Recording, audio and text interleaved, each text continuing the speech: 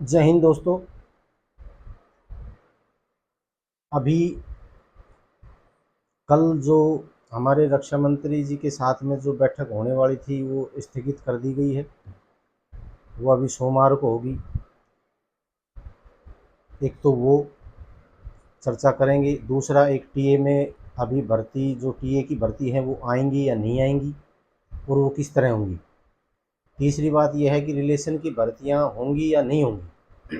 तो अभी इन तीनों चीज़ों के ऊपर हम चर्चा करेंगे।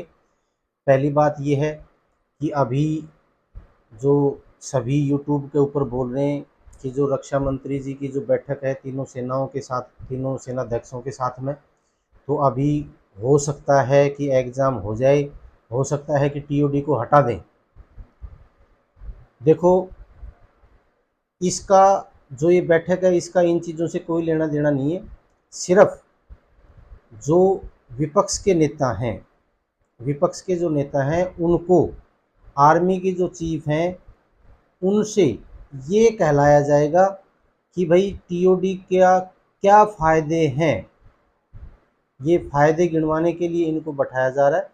ये बैठक हो रही है, उसमें ये फ़ायदे गिनवाने के बाद में जो मानसून सत्र चलेगा, संसद का जो मानसून सत्र चलेगा, उसके अंदर कोई हंगामा ना हो। सिर्फ सरकार अपना बचाव के लिए इस चीज़ का, ये उसमें तीनों जर्नलों को बैठा रहे हैं। बाकी आप ये सोचो कि टीओडी वापस हो जाएगी या आपका एग्ज़ाम के लिए है या इनरोलमेंट डेट के लिए है, तो ऐसा कुछ नहीं है। कुछ एक बातों पे हो सकता है कि जब ये चीज़ें चलेंगी तो चर्चा हो सकती है।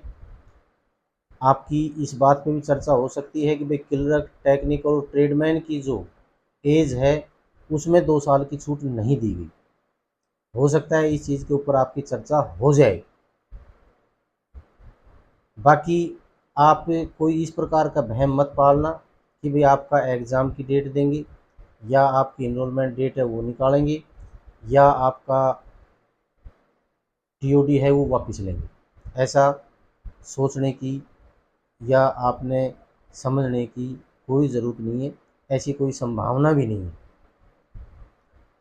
दूसरा, टीओडी तो आप एक तरह से इस प्रकार समझें कि ये लग चुकी। टीओडी जो स्कीम है वो आपकी एक तरह से फाइनल कर दी है, युवाओं ने भी फाइनल कर दी है। जो एयरफोर्स के जो फॉर्म भरे गए हैं वो लगभग 7.5 लाख भरे गए हैं। 7.5 लाख थोड़े फॉर्म नहीं होते हैं। ये फॉर्म खैर इतने तो भरने भी थे, क्योंकि एक तो उनकी जो उम्र है वो 23 साल कर दी है। तो इसमें दूसरा, अभी +2 का जो रिज़ल्ट निकला है, 12वीं का जो रिज़ल्ट निकला है, वो भी नए बच्चे हैं, उनकी भी एज हो रही है तो उन्होंने फार्म भरे। तो ये ज़्यादा फॉर्म भरने की ये तो संभावना थी कि ज़्यादा फॉर्म भरे जाएंगे। दूसरी बात ये है, आपका जो इनरोलमेंट डेट है, आपका जो एग्ज़ाम है, आपका जो एग्ज़ाम की जो एग्ज़ाम हो चुका है एयरफोर्स का, उसका जो रिज़ल्ट बाकी है, इसको सिर्फ़ और सिर्फ़ आप कोर्ट के माध्यम से ही ले सकते हैं। कोर्ट ही कोई फैसला इसके ऊपर दे सकता है। बाकी आप सरकार से ये किसी प्रकार की आप संभावना मत रखो कि ये सरकार ऐसा फैसला लेगी।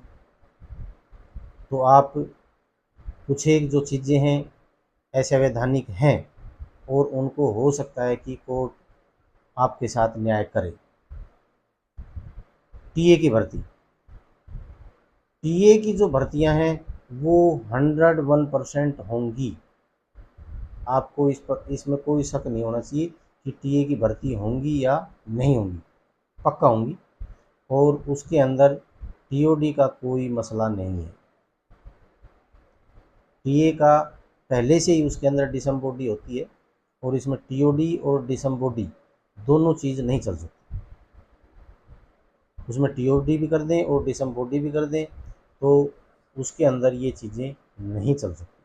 तो इसलिए टीओडी के तहत टीए की भर्तियां नहीं होंगी। जिस प्रकार से पहले होती थी उसी प्रकार होंगी। हाँ, ये है, सभी की भर्तियां सभी की भर्तियां जो टीए के अंदर होंगी वो एक ही दिन होंगी। यानी कि मान लो कि रेवाड़ी डिस्ट्रिक्ट की भर्ती आज पालमपुर में भी है, आज लुधियाना में भी है, आज कालका में भी। तो तीनों जगह रेवाड़ी डिस्ट्रिक्ट की भर्ती एक ही दिन होगी। यानी कि आप एक बार ही टीए की भर्ती देख सकते हैं। पहले जैसे वो 105 में अलग देखते थे, 150 में अलग देखते थे, 124 में अलग देखते थे, वो कोई चक्कर नहीं है। दूसरा, रिलेशन भर्तियाँ।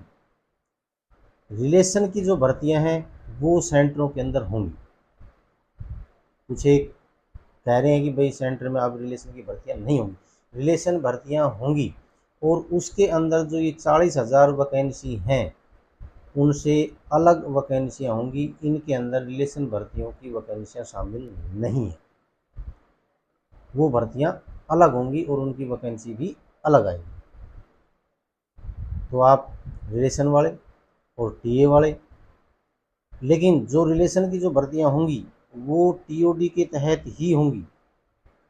बाद में आप 25% में पक्के होते हैं वो एक अलग बात है, लेकिन शुरू के अंदर जो भर्ती होंगी वो टीओडी के तहत ही होंगी। और सभी का जो इनरोलमेंट, जो अपना फॉर्म भरने की जो डेट है, एज कट ऑफ है, वो 1 अक्टूबर 2022 से स्टार्ट है। 1 अक्टूबर 2022 से पहले 17.5 का होना चाहिए। 1 अक्टूबर 2022 के से पहले 23 का नहीं होना चाहिए। तो आप इस चीज़ पर ध्यान देना, आप अपनी तैयारी करो। आप ये समझो कि जिस प्रकार से फार्म भरे गए हैं उस हिसाब से आप टीओडी को तो एक तरह से मानो कि आपको लग चुकी, टीओडी आपके लिए लग चुकी है। आप इसमें कोई गुंजाइश वाली बात नहीं रही। बाकी हो सकता है 1% कोर्ट इसको निरस्त कर दे या इस भर्ती प्रक्रिया को रद्द कर दे, तो वो आपका भाग्य है, आपकी किस्मत है, होता है या नहीं होता है। लेकिन ज़्यादातर संभावना ये है कि टीओडी आपके लग चुकी है, यानी कि टीओडी जो स्कीम है ये लग चुकी है। बाकी आप अपनी तैयारी करते रहें। आप ये सोच के तैयारी करें कि 25% के अंदर मैं हूँ।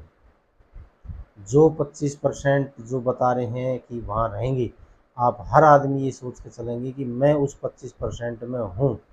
जो वहाँ ट्रेनिंग होगी, जो वहाँ जिस प्रकार से कौन कौन से टेस्ट होंगे, कौन कौन से फिज़िकल टेस्ट होंगे, ये हम आपको पहले ही बता देंगे कि आप जब 25% में जाने के लिए आपने ये बाधाएं पार करनी होंगी, तो उसके लिए आपने तैयार भी होना पड़ेगा और वो बाधाएं पार भी करनी पड़ेंगी अगर आपने 25% में रहना है। आप नेगेटिव मत सोचो, आप पॉजिटिव सोचो। मैंने यही बताना था। बाकी आप अपनी अभी तैयारी करें और अपने भविष्य को आगे बढ़ाएं। 4 साल के बाद के अंदर भी आपका भविष्य है।